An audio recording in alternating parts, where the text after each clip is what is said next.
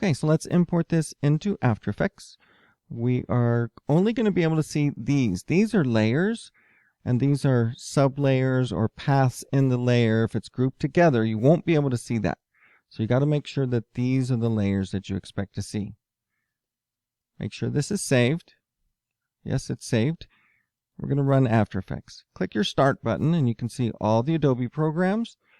A lot of these are purple, so make sure the AE, that's Adobe After Effects. Right now, we're using 2025. Don't update unless you're asked to. First thing we do when we make a new project is to save it. Don't want to see any untitled projects here. First thing, File, Save As. And you'll notice I did make an After Effects Projects folder. I recommend doing that as well. Of course, we start with the date code.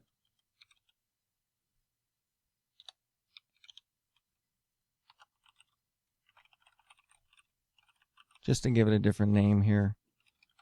And put your name at the end.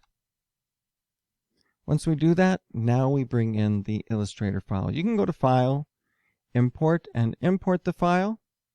Or my favorite way, just double click in this blank space and it knows we want to put something there. Let me go find my emoji 8. I'll do new emoji 8, no, emoji 8.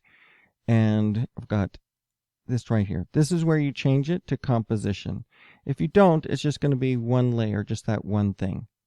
Click import and you'll get two things here. One is the composition, and it'll also give you a folder filled with all the pieces, all of those layers, so you can access them independently.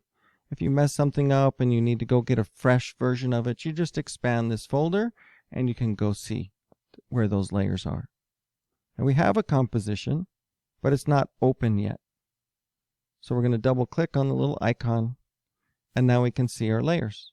Make sure, go through, take an inventory, make sure everything is the way you want it. You can see that blue hair is here, but it wasn't visible in Illustrator, so it's not visible here.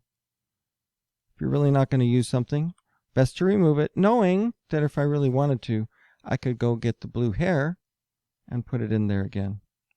The only difference is it's no longer in its proper position, and you would need to put it there. Again, I don't think I'll use the blue hair this time. So let's take a look at keyframing a little bit, but that is getting your file in here. In the following tutorials, I've also imported the body. So let me show you how you can just import another one. So if I import another file, I now have the ability to go get this body, import it as a composition. And so now I have two of them. Looks like I was inside there. Let me get it out.